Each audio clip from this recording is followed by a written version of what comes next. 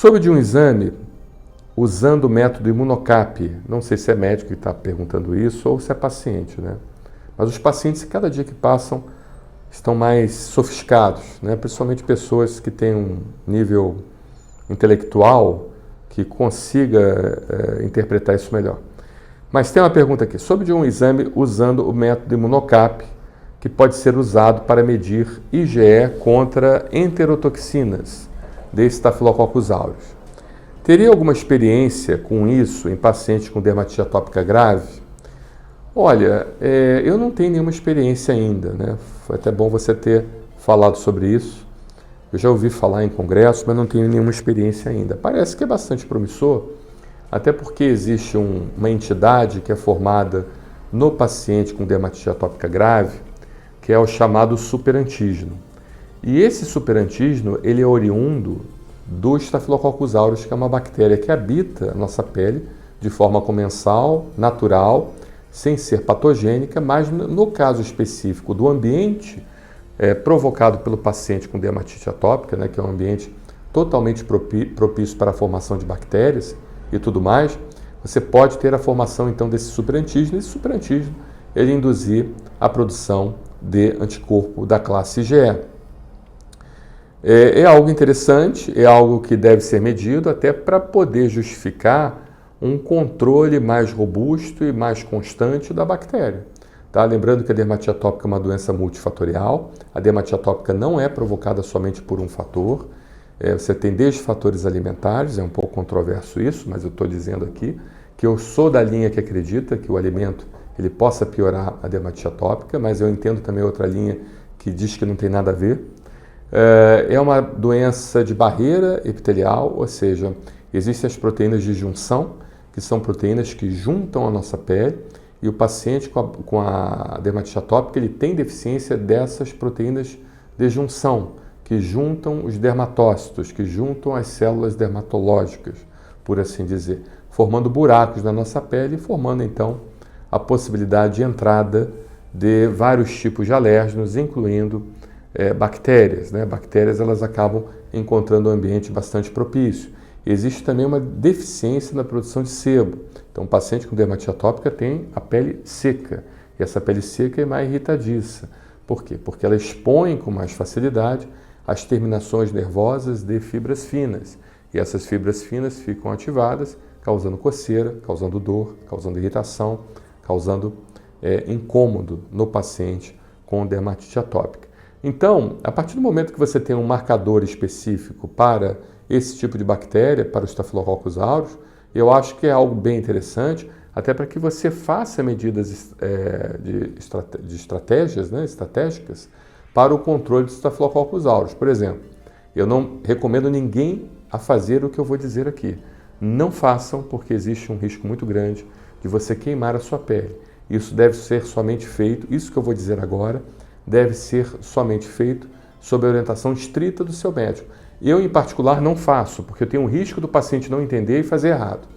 Mas você pode fazer a diluição, chamado banho com hipoclorito, onde você pega a água sanitária, você faz a diluição na banheira, com a indicação, com a prescrição do seu médico. Não faça isso, em hipótese nenhuma, por conta própria, somente com a indicação do seu médico, mas o banho de hipoclorito é uma forma de você ter o controle, por assim dizer, o banho de água sanitária, né?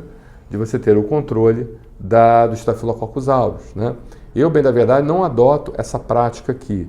Eu prefiro adotar a prática da utilização da clorexidina degermante, que também não oriento ninguém a fazer por conta própria. A autoindicação de medicamentos é algo perigoso para a sua saúde, pode matar você e pode causar problemas extremamente sérios, que muitas das vezes são irreversíveis.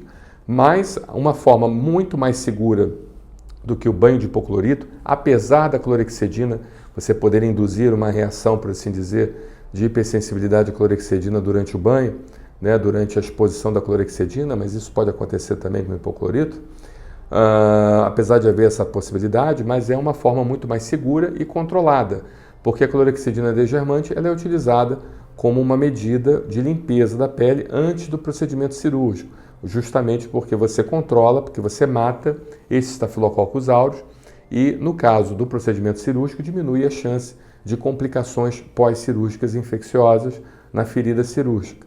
No caso do paciente com dermatite atópica, não, é para o controle. Então, a gente acaba orientando o paciente a fazer o banho com clorexidina desgermante, pelo menos umas 3, 4 vezes por semana, mas sempre sob a nossa orientação e se há indicação ou não. No caso da dosagem desse anticorpo IgE, poderia ser algo que corroboraria ainda mais de nós mantermos o tratamento com clorexidina desgermante, porque nós sabemos que existe uma sensibilização a esse tipo de bactéria e essa bactéria, por assim dizer, poderia causar mais estragos, né?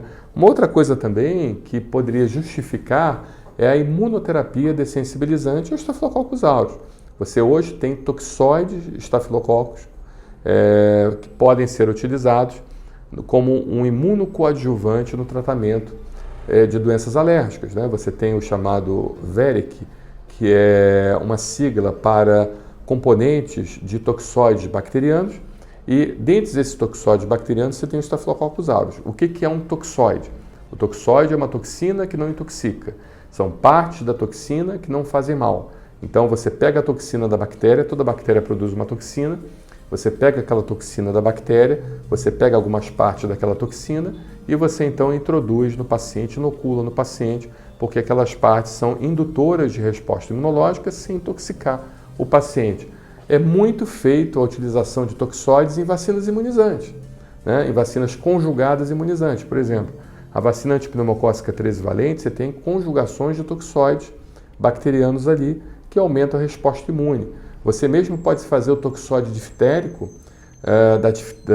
da difteria e também do tétano, toxoide tetânico, como imunopotencializador da resposta imune à vacinação da hepatite B quando o paciente não produz anticorpos, fazendo então aquelas aplicações de hepatite B, aquelas 3 aplicações durante 6 meses de hepatite B. Então, quando você mede os anticorpos contra a hepatite B, você não vê uma produção adequada de anticorpos, você pode repetir essa imunização utilizando imunocoadjuvantes, dentre eles o toxoide diftérico e também o toxoide tetânico, é mais comum o toxoide tetânico. Então, o toxoide é algo muito consagrado já na medicina, é algo que já é feito realmente como imunopotencializador, como imunoestimulante, e a gente poderia então, nesse caso, tentar dessensibilizar o paciente utilizando o toxoide estafilocócico, né, com Staphylococcus aureus, e, de certa forma, ter uma resposta imune protetiva para aquele paciente, tá bom?